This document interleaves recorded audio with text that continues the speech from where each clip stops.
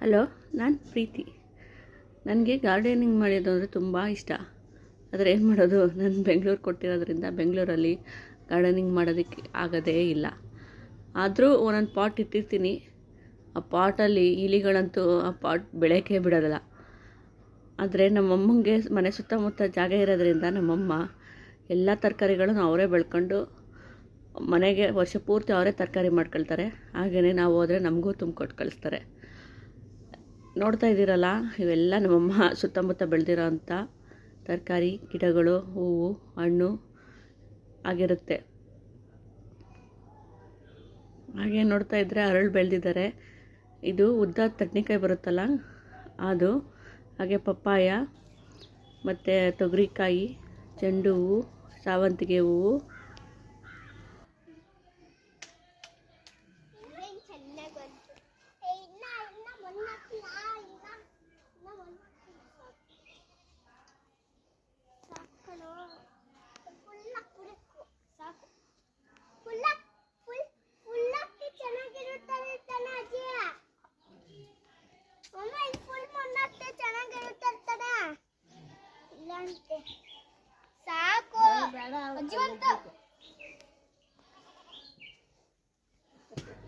ಆ ವಾಯ್ಸ್ ಬಂದು ನನ್ನ ಮಕ್ಕಳದು ಅಜ್ಜಿ ಮನೇಲಿ ಸೇರ್ಕೊಂಡಿರೋದ್ರಿಂದ ಮಣ್ಣಲ್ಲೇ ಇದ್ದಾರೆ.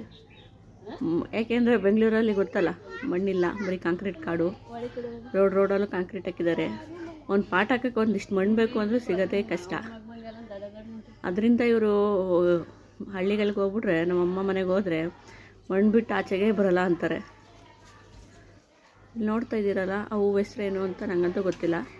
ಗೊತ್ತಿದ್ದರೆ ಕಮೆಂಟ್ ಮಾಡಿ. ಹಾಗೆ ಈಗ ಮುಂದೆ ಹೋಗ್ತಾ ಇಲ್ಲಿ ನೋಡಿ, ಚಪ್ರದ ಅವರೆಕಾಯಿ, ಹಾಗೆ ಟೊಮೊಟೊ ಎಲ್ಲ ಬೆಳೆದಿದ್ದಾರೆ. ಸ್ವಲ್ಪ ಇಷ್ಟಾಗಲ ಜಾಗ ಸಿಕ್ಕರೂ ಬಿಡೋಲ್ಲ ನಮ್ಮಮ್ಮ, ಎಲ್ಲ ಕಡೆ ಗಿಡಗಳು ಹಾಕಿರ್ತಾರೆ. ನೋಡ್ತಾ ಇದ್ದೀರಲ್ಲ ಸುತ್ತ.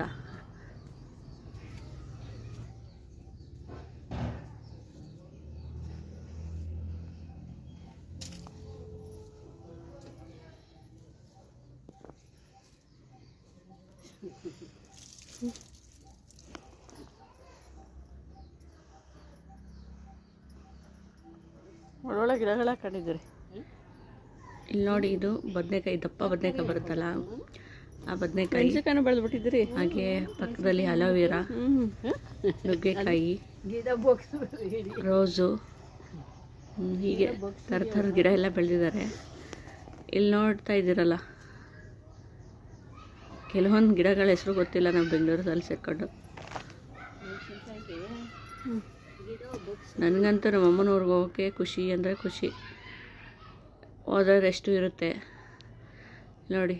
ಮೆಣಸಿನ್ಕಾಯಿ,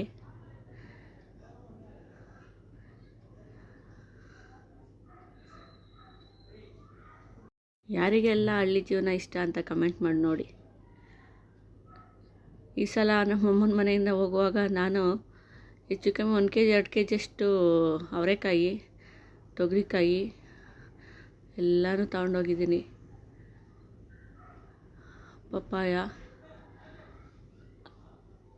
ಅಲ್ಲಿ ನೋಡಿ, ಇಲ್ಲಿ ಪಪ್ಪಾಯ.